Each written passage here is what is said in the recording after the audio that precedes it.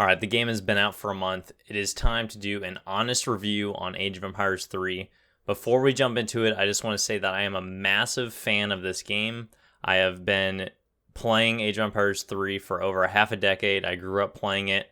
I am extremely passionate about this game, and I do this review out of love. It's going to be mostly focused on the negatives because there is so much to report on. I'm going to report on anything that has been coming out since the release of this game, and I'm not going to cover anything up. And we'll get to the positives too, but unfortunately, this game is basically a beta.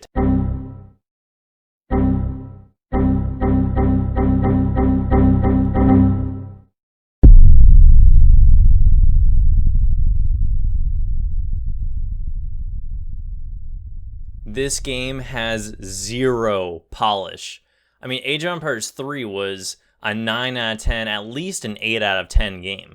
They had 85 to 90% of the game completed already. All they need to do is make up that 10% difference and just make the best definitive edition possible. But no, they focused on the full 90% of what was good and tried to remake absolutely everything in this game, and it just completely fell apart. Crashes have been reported every single day since day one, and it's been very slowly stabilizing since then. But there are still people all over that report to me that they're having issues with crashes. No way that's a shipment.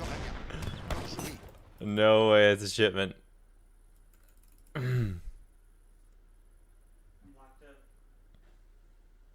What? Yeah, me too. It's frozen. It looks like it's crashing. It's crashing. It is not responding. RIP. Wow. I myself on launch day had several crashes. There was one time we had almost 1,000 people on stream and the game just completely crashed. I think it actually shut down my whole computer, and there are some people that are saying that crashes has caused their Windows to malfunction after the crash launch, which is absolutely ridiculous.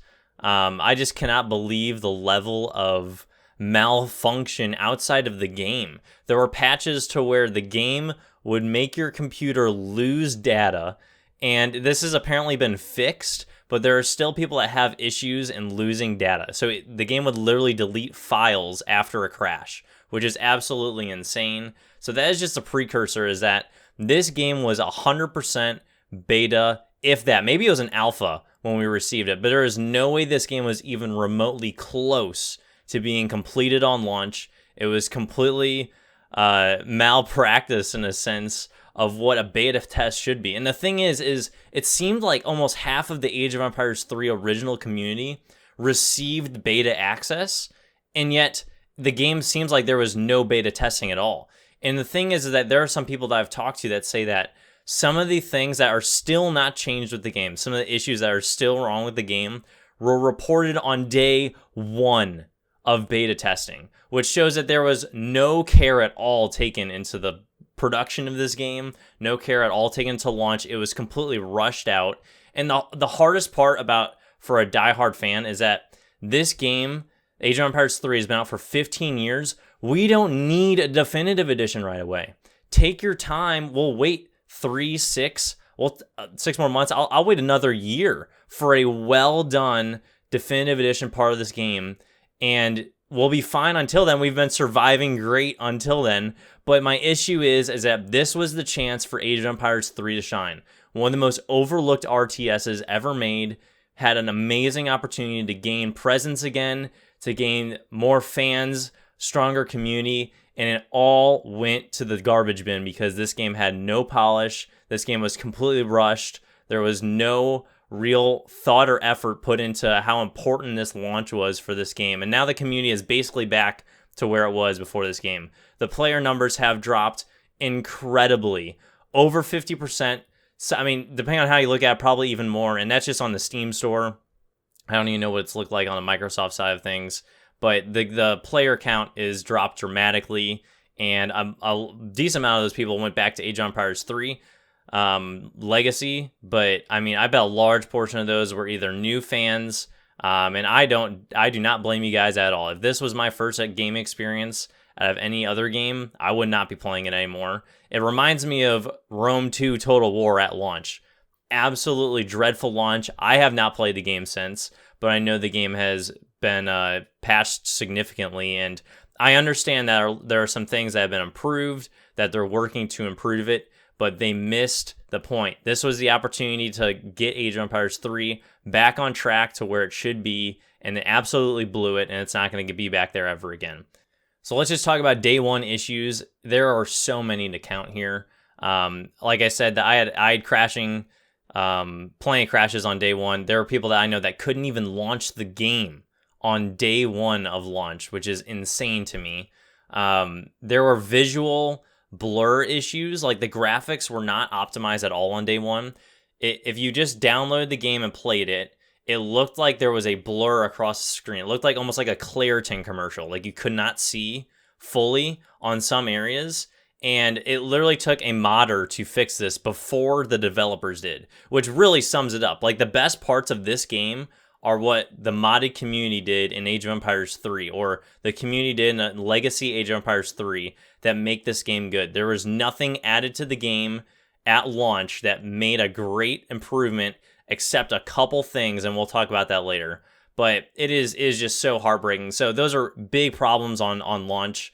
I mean, tons of GPU overheating. Memory use was through the roof. There are so many people that cannot play this game at all because their computer cannot handle it, even on the lowest settings. And I mean, there are some people that can play this flawlessly on max graphics. I am not one of those people. And I just know there have been a ton of people from the Revolution community that have reported issues over and over and over and are still having issues with the new patches. So this game is incredibly unstable. Let's just talk about the graphics and sounds and stuff like that for a little bit. I think now when you have it fully fixed with the blur and all those things, I think it looks really good. There are some people who don't like some of the color textures, which I can understand. Water is kind of iffy. Some people like the previous Legacy Edition water more than in the Definitive Edition. I don't mind it too much. I think some of the unit models are iffy on how they look. Sometimes it's hard for me to distinguish some units apart, specifically like pike bow units. They look pretty similar to me at a distance. All right, that is down. Fantastic.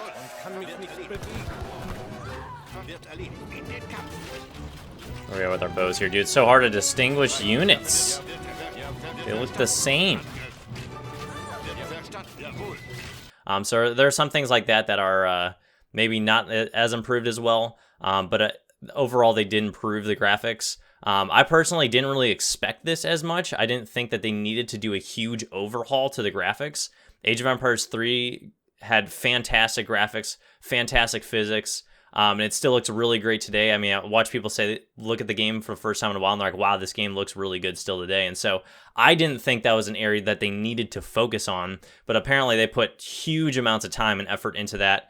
And so I have mixed feelings about it. I know some other people love it, some people hate it. So that is up to your preference. One of the parts that I'm very disappointed in is the destruction. Some of the destruction has been numbed down significantly, which is really weird. Boat destruction now is basically just explosions. The boats don't really take bits and chunks off like they used to in the Legacy Edition. Yes.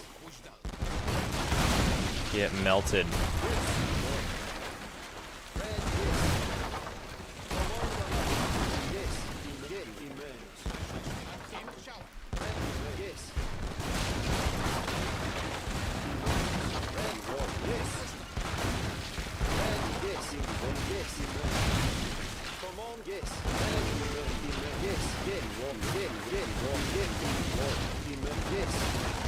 Get these ships alive. All right, nice.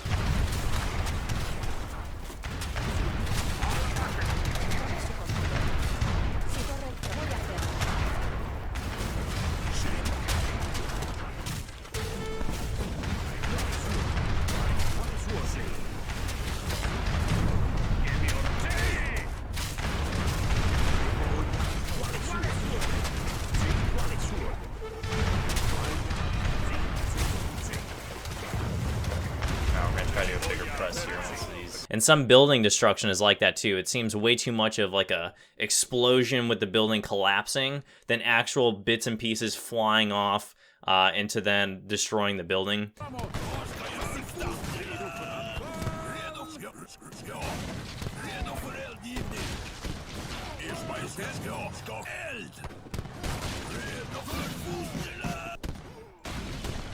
Tossing out the donation. What do you think of Swedes so far? They're my new favorite. They're a lot of fun. They're killing it right now.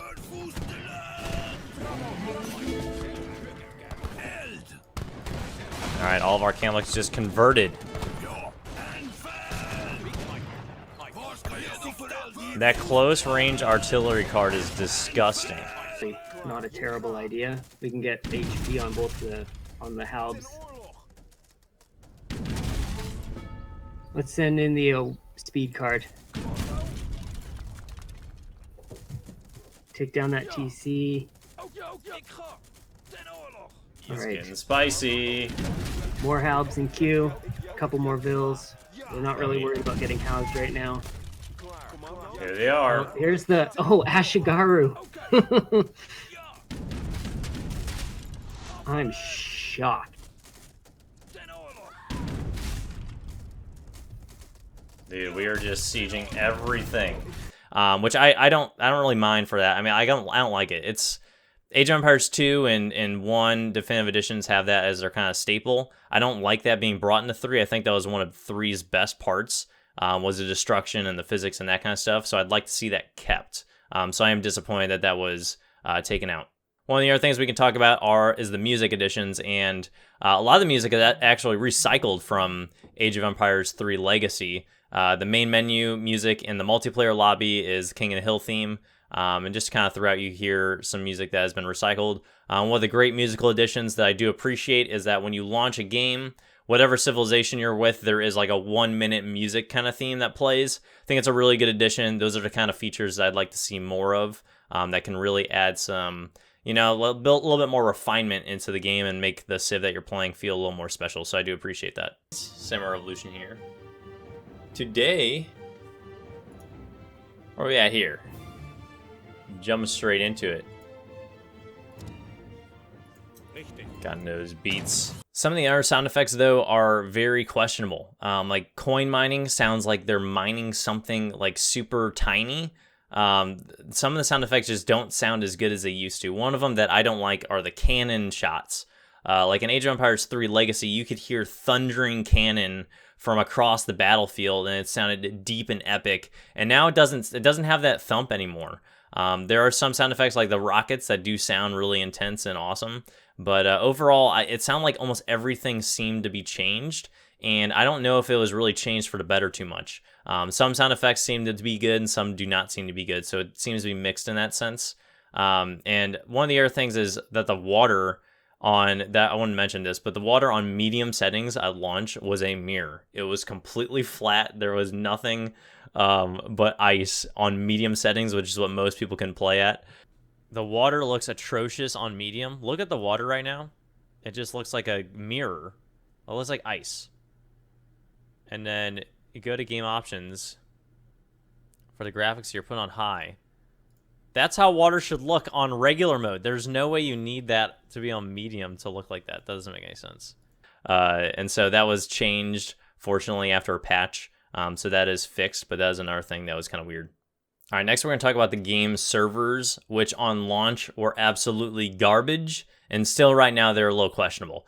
One of the things, if you asked anyone who played the Legacy edition of Age of Empires 3 what they want changed, it wasn't the graphics, it wasn't sound effects, it was the servers. Age of Empires 3's biggest Achilles heel is that their servers are garbage, OOS drop is far too common, just things like that, and where the server just ruins the game and the gameplay and the online experience. And so that is what we wanted, and it's barely fulfilled if possible. I mean, if that, it's barely fulfilled. Way too many issues in connecting with players or trying to find games on launch. Still, it's questionable. I was in the same room with someone, and we could not find our lobby. It was impossible to find the same lobby as someone in the room that you were in. Why is no one joining? Can no one see this? You can't see it?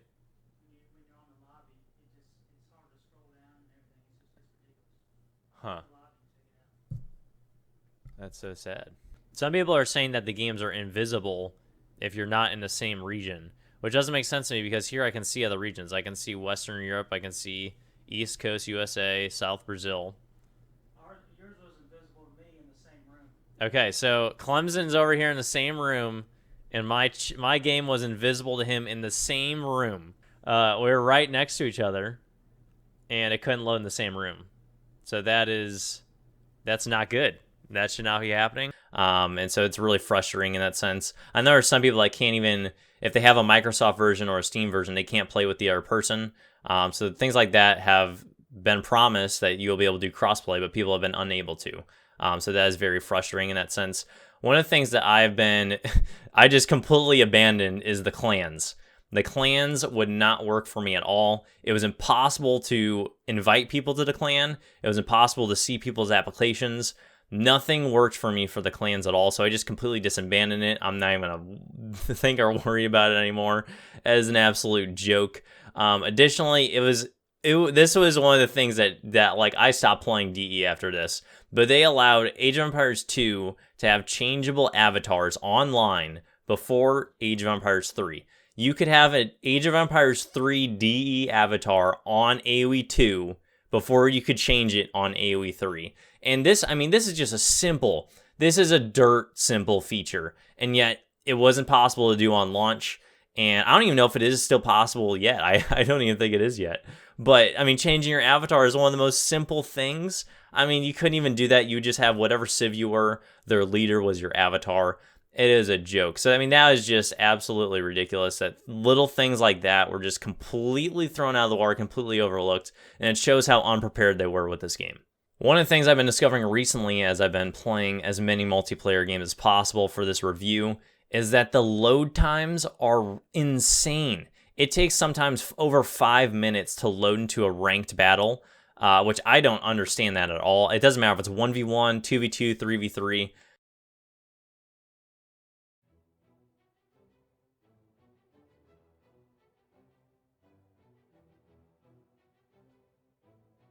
Impossible to load into a ranked battle in a short amount of time. And if you're trying to play like a 3v3 or 4v4, good luck. Because first of all, especially in ranked, because first of all, it's going to be impossible to find a game because there's always someone that drops from the game at the very start every single time. And if you do, for some reason, the games are completely unbalanced. And that's one of my biggest complaints right now is I know they've included the ELO system to improve it long term, but short term, it has been such an unbalanced experience online.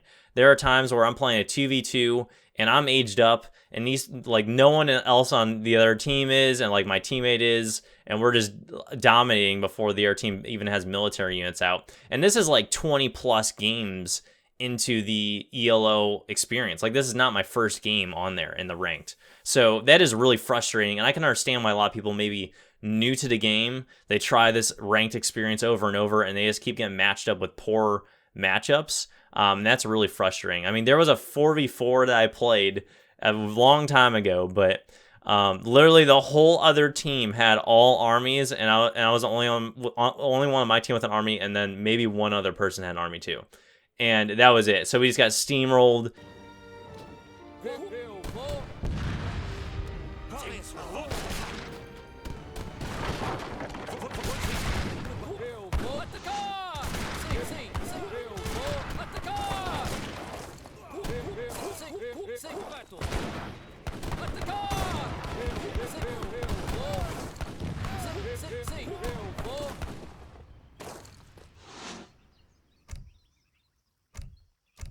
Sim. Atacar!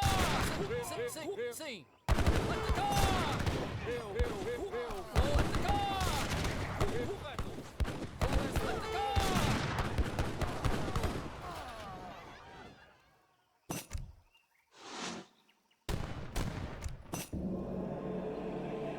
And it's just like, I don't understand the ranking matchmaking at all.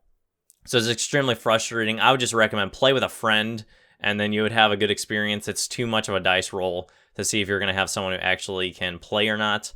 And that is after several games. So it's really frustrating. Another one is that in the regular casual non-ranked system, the non-ranked system, just a casual play, it's impossible to find balance in those as well because they've removed any visual indicator of how good someone is in a ranking. And so in the previous Age of Empires 3 Legacy, you could put your cursor over someone and you can see kind of what rank they were, XP and stuff like that. And that's been taken away, and I can understand why they took it away, because they want to be like, oh, okay, this is casual, but there's no way to balance the game. So there needs to be some sort of PR indicator, ELO indicator or something, so that these games can be balanced. Right now, I'm missing 3v3 Dekken, which is crazy because those are the games that I never wanted to play again. But like, those experiences are completely gone. Team experiences are a joke on this right now. And so I played that. I played a lot of that. I played a large amount of my games for the team experience. It's a lot of fun. I enjoy playing with other people online, and that's been basically removed from this game. Additionally, one of the things that is still happening months after, or over a month after the release, is the unit clipping and units getting stuck. It is everywhere. Trade posts are a death trap. Warships get stuck in the middle of the land. It is a disaster.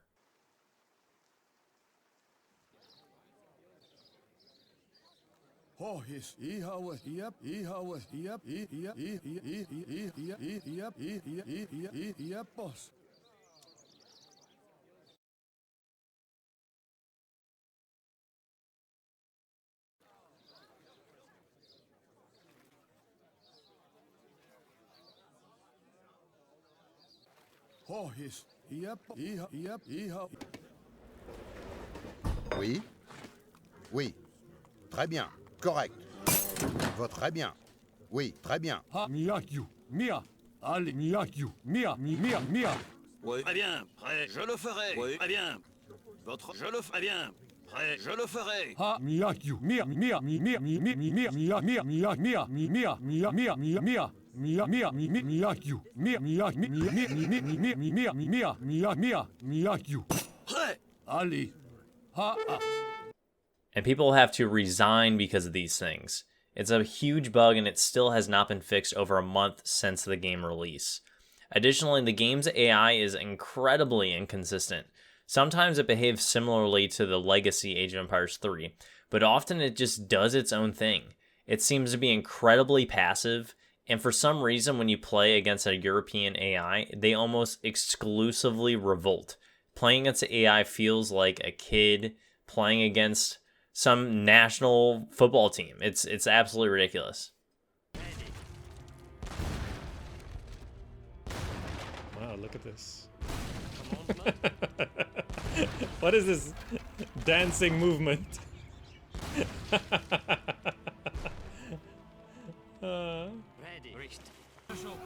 Their army is all just stuck in there. I don't even know what we're really looking at here, but we're just gonna keep going. Look, we're not even gonna use the army that arrived. I remember, like, losing these temples.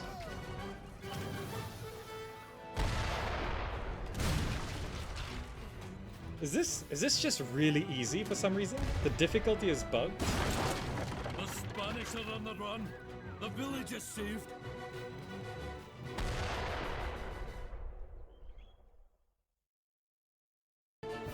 This is not ready. It's not ready. It needs another 3 to 6 months. One of the things that didn't seem to be a focus, which I would think would be the focus of a definitive edition, is that during launch there were still plenty of issues with the previous game. It seemed like all of the bugs and issues from Age of Empires 3 Legacy just carried straight over into the definitive edition, which doesn't make any sense. It feels like that's what the focus should be, is making sure the definitive edition has all of the issues and bugs from the previous edition fixed. But no, that was not the focus in any way. It was a complete disaster. For example, the Cav box was still available to use on launch day, which that is mind-blowing because casual players have complained about this for ages. It is one of the most annoying parts in the game, and it was still in the game on launch. So it shows you how to just didn't even care about it. And one of my least favorite arguments for the definitive edition issues is that was in the previous game. That is the whole point. It shouldn't be in the present game because it was in the previous game. That's what a definitive edition should be. It should be fixing all the issues from the old game and making sure they're good in the new game. But that wasn't even focused on. So it just extends the point that the definitive edition was not well focused on, was not well cared for, or planned out. It was just fully focused on making sure the visual representation was good, making sure the wokeness was good, making sure all these things were good, except the actual game. And that's the most frustrating part. One of the things with the deck issues that was ridiculous is you could get 5 factories almost a month after the game release. And I can't believe that it takes so long to fix one of these things. It's ridiculous that this was even in the game, that this was not discovered during beta testing is kind of hilarious. But how long it took them to fix it was even worse. I did not play any games when this thing was still able online. There's no reason that I'm going to be playing a game when someone on your team can get 5 factories age 4. It's just hilarious. I don't have words for how ridiculous that is. And so that was one of the things that just threw me over the top, and how undeveloped, unprepared this game was. And then another thing is that with these decks, for some reason, the cards are just out of order, which I don't know why it's so difficult to have the cards appear in a certain order. But you'll have, like, I'll be trying to find a last card that I want to put in my deck, and I'll be, okay, I want to put a farm boosting card in there, and then I'll put it to the very front of my deck, which is, it's just so frustrating, because you always have that coin or villagers first, and that's normally what you send in first, which makes sense, but now it's just completely out of order. And additionally, people are having issues, and I had this too. I don't know if it was fixed yet, but when you would remove a card, it would remove the card that was next to it or something like that. So decks would just be completely thrown off. So that is very frustrating. I think the deck feature is one of the best parts of this game. I think it's an absolutely fantastic feature that should be incorporated into more RTSs or something in the means of, like, improving your civilization in some way, but not making it too overpowered. I think it's a great feature, so having it ruined in that sense of just being able to stack it with a ton of factories, or put in, the deck's just not put in the right way, it's really frustrating. All right, let's talk about these new Civs. So I think that was another thing that a lot of people wanted to see more of in the DE, or new civilizations, and unfortunately, they are just beyond broken. At launch, it was... I can't believe that these Civs got past beta and put into the game at launch. There were some cards for Swedes that have been patched like 3 times because they're so strong. The Torps gather rate was immaculate at launch. You could basically run an entire economy on just Torps, put a market up, and trade other things. It was crazy how good Torps were at the start. And then other Swede units were just way too strong in combination to these other Civs. So how Swedes made it past was crazy. And the Carolians were way too strong with all of their cards. They just felt way too strong combined together with the cannons, because their mortars can deal damage versus infantry now. And then there's a card that makes cannon close quarters deadly. So, like, if someone comes up with melee units onto your cannon will just blow them away even more so than if they didn't have this card. So they just seemed way too strong in that sense, especially in later games. The Inca were also extremely strong. The scaling of the Inca was incredible when I played with them. You could basically just transition straight into Imperial without making any units with their extremely strong fort. They have invisible buildings. You can put units inside buildings for extra population, which was ridiculous. Their house gathered food, so you basically had like banks for food as what the houses were, so generate food, auto generate, and it was like 1 food per second or something, so the food would just stack tremendously. There was no reason to leave your base. You could get 2 town centers age 3, you could send in a town center age 2. Just way too many options for scaling up and boosting the Civ. And the Chimu runners, for me, I don't know if that's how you pronounce it or not, they were incredibly strong. They could not get snared, from my experience playing them, and you could just kill everything and just run in and out of combat and barely lose a guy. So, I mean, it was basically an auto Imperial Civ, and it was ridiculous to play with them. I mean, it felt like no contest almost every single time. And I know there are people that beta tested this, and they said the same thing. They said that Swedes were way too strong, Inca were way too strong, and it's extremely frustrating that every single new Civ in any Age of Empires is always broken. Test the darn Civs. People want to test these Civs. People want to see them balanced. Don't put them in the game when they're not ready to be put in the game. So that was an absolute joke. Other issues with this game was the political correctness inclusion focus over the rest of the game. And so I've made an entire video on this already. I'm not going to make a huge rant on it. You can watch that up here. But this game focused way too much on these political correctness things, trying to be a woke game, and instead of focusing on parts of the game that really mattered with the gameplay. I mean, there are things like Minutemen are no longer called Minutemen, which is ridiculous. Andrew Jackson in the historical campaign isn't even referred to by his name, which that is just mind-blowing of how you can literally just make someone exactly how they look in real life and everything, and then refer to him as American General, but then focus on a Native American character, an indigenous character, and change them because it's sensitive to them, but you don't include this person. It is just way too inconsistent. It is extremely annoying when you're playing a history game to have the history censored. Basically, what I said in my conclusion is that the history is more important than ever to learn, and if they're going to be sensitive to history, if they're not going to present it accurately, then they shouldn't be making the game. And so I think the biggest issue that people have with this is that this was focused over the other areas in the game. I knew people that beta tested this, and they said that this was a last-minute inclusion, and so like there was literally no chance for feedback for the rest of the beta community.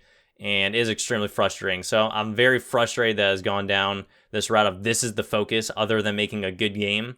And I know there are a lot of people who are not buying or playing this game because of the focus that it has on this instead of making a good game. One of the biggest things too was that the colonial age was changed to the, what was it? Was it the mercantile age? I don't even remember what it is now. But I can't believe, like, this game is colonialism. This is the entire game is focused on colonialism. Don't make the game if it's an issue. Like, it's like playing a sports game. Like, it's like playing Madden and making a game on Madden, but calling it something other than Madden or football. You know, it just doesn't make any sense. So it's very annoying in that way. So additionally, some of the native civilizations had changes, which I didn't mind. I don't mind that you're changing the way a Civ is designed, in a sense, to fit more historical accuracy. Let's take a look at Japan. Japan was intentionally made so that the villagers could not gather food from hunts because they did not eat meat on land. They got from fish. So obviously that makes sense. No one is complaining about that. People want that included. People want that included into the game, which is one of the things that I think people are neglecting, is that people want historical accuracy. People want correct representation. You got to do it right, though. And so the shrines made a cool way of incorporating, you know, this cultural addition for Japan into the game. I think it's a little too overpowered in a sense, but you know, it made a cool way, and they gather from berries and these kind of things, and no one has an issue with that. But where you come in with an issue is when you add things like the community plaza and the tribal marketplace that are just streamlined straight into what it was previously. First of all, the community plaza looks like villagers are doing nothing. I remember playing this game for the first time with the Lakota, and I thought the villagers were idle. What's that about? All right, you guys, yeah, do something. They just stand there?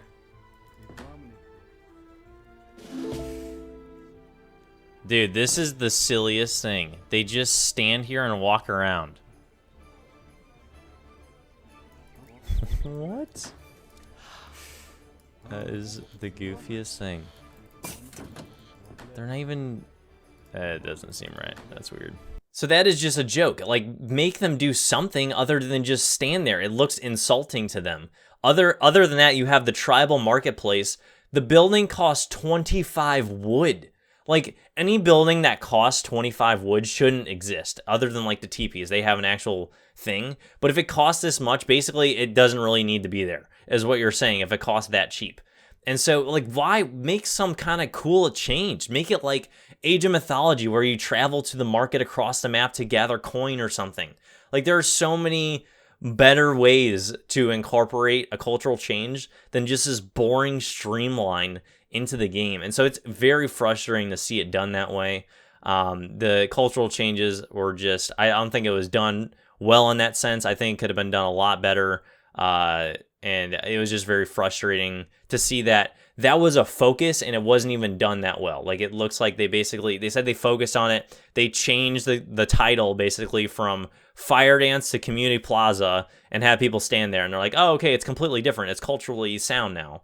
Or changing, instead they can't gather from the coin mine, just add this building next to it, and they can gather from that. And I think one of the most insulting things is that they gather from the tribal marketplace like they're gathering from a berry bush.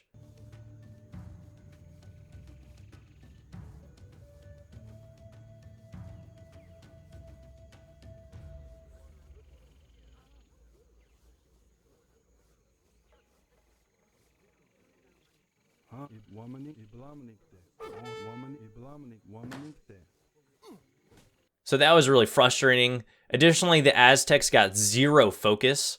I believe the Aztec name, they didn't call themselves the Aztecs. Like, they called it, I think it was Mexicana or something like that. Something with Mexa. But that was not changed at all. So, like, why don't the Aztecs get a focus? Just way too many areas of overlap that don't make sense. Too much indecision and very poorly done. So I think this was very poorly done. And it's disappointing to see it done in such a poor way. Additionally, the mod and scenario support has been, honestly, it's been stripped back. They have removed mod features and scenario support features. Some of my friends who are very focused on modding are completely done with this game in the sense of modding it. They're not addressing it until issues are fixed, which is so frustrating because modding was one of the best parts of Age of Empires 3 Legacy. Age of Empires 3 Legacy survived today because of modders. EP patch. All of the modding scenarios in the entire game, like you have all of the risk scenarios, and then you have like tiny free-for-all. There was like a cube kind of battle thing. Like, there's so many amazing scenarios that make an amazing extension onto the game, and you basically just blew those completely away because you're just focused on all these other changes that you need to make now. Like, Wars of Liberty is one of the coolest features of Age of Empires 3 Legacy. Can't be incorporated right now. So things like that are extremely frustrating. I think it's pathetic that the modding community, who did so much to make this game relevant today, gets completely overlooked. It is a disgrace. Like, honestly, there are modders out there who should be getting the paycheck of these developers because there are changes that some of the modders made before the development team even got to it, like making changes to the like the visual image blur and stuff like that, and that just shows their passion for the game. And it just hurts me to see that they're overlooked like this, and it's just so frustrating. So very poorly done modding changes and stuff like that. There was no focus on the scenario editor. Nothing like that was what made Age of Empires 3 Legacy great, and it was just completely overlooked. There are some scenarios that just go completely dark after 10 minutes. Some of them just OOS completely. And I've had people that say they've reported that their whole scenario's data was lost after the crash. There have been changes to the campaign in the War Chiefs expansion. Some people are iffy on some of the changes. Personally, I haven't played through it yet. I probably should. So I'm not going to say too much. All I'm going to say is that there's some people that think that are really iffy changes in that, and so it could be inconsistent in a sense. One thing I know some people are frustrated with is that all the other Age of Empires Definitive Editions had total reworks for all of their campaigns, but only some of the Age of Empires 3 campaigns were reworked, so not as much as of a focus there, apparently. All right, is everyone's still here? If you've made it here, let me know in the comments below, because that is mostly the negative focus in this. I'm going to start talking about some of the positives now. Wow. So, positives. Biggest positive is this game is the EP patch implementation. This is something that was a great improvement in Age of Empires 3 Legacy. I'm super happy to see it carried over with all of its maps. So this is the bare backbone of this game. If this game did not have EP patch, it would be done for. So this is the saving grace for this game, is the EP patch implementation. And like I said, none of this was developed by developers. This is completely by the community. So the community is literally keeping itself alive right here. Well done to you guys. One thing I did notice on a lot of these new maps, and I do like them, I love them a lot, is that some of them seem like they have a lot of hunts. So I think that has been something that's been added on, or more hunts compared to the Legacy Edition. A lot of hunt spawns are often questionable, and especially in competitive play. to making these maps balanced. So it looks like they just kind of over flooded maps with hunts to compensate that on some of their maps. One of my personal favorite features, actually this is my favorite addition to Definitive Edition, is the historical battles. The historical battles are absolutely fantastic. They're extremely fun to do. They're very relaxing in a sense where you don't have to focus too hard, but you get really good gameplay in, and you get to play some different civilizations. Like I think Ethiopia's in there. You had the United States was in there. You play France and Britain and Portugal, and a lot of good changes in that. So I'd like to see more of those. I think that could have been a good focus on making a lot of those. But for the ones that were there, I enjoyed it. Like I did say though, there are some things like you have Andrew Jackson, who is not mentioned as Andrew Jackson. That is a joke. So if you're gonna do historical battles, please do it right.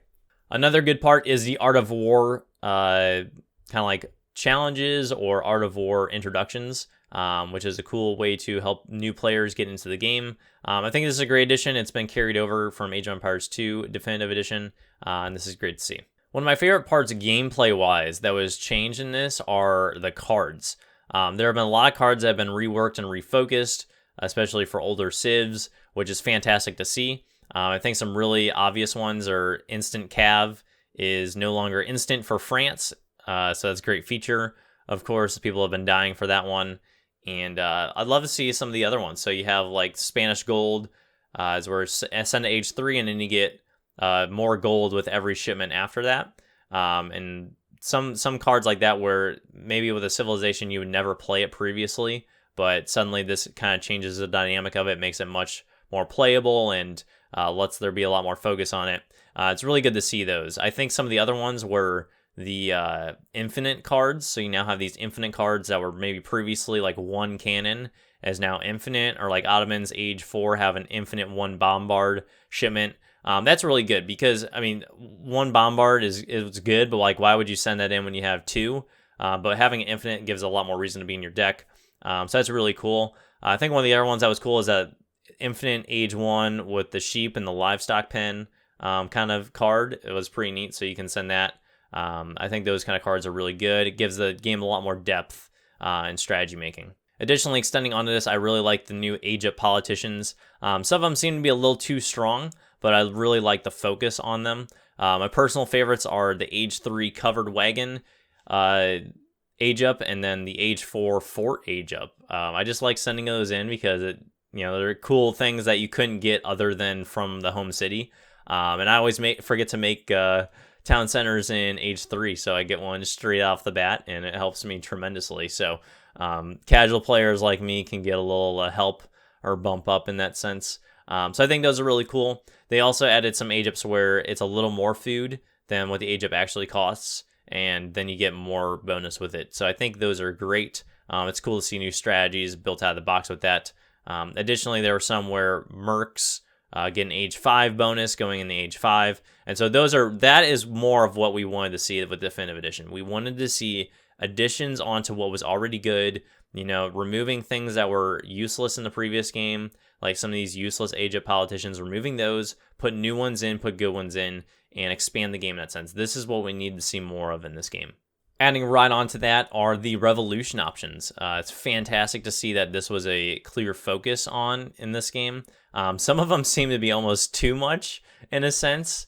I'm not sure how I do feel yet about being able to sustain the Civ long term with some of these citizen cards or things like that. I think it's cool, but it kind of switches around the purpose of the revolution, so they kind of redefined it in this game. But I love seeing the focus on it. I love how the revolutions actually line up to the Civs this time. Like South Africa, for the Brits, you get factories enabled, so you get more factories. And I think things like that add a lot more diversity to the game, add a lot more playability and fun and stuff like that. So I think that's one of the great features in this game is the revolution add-ins, and really excited to try to play them all.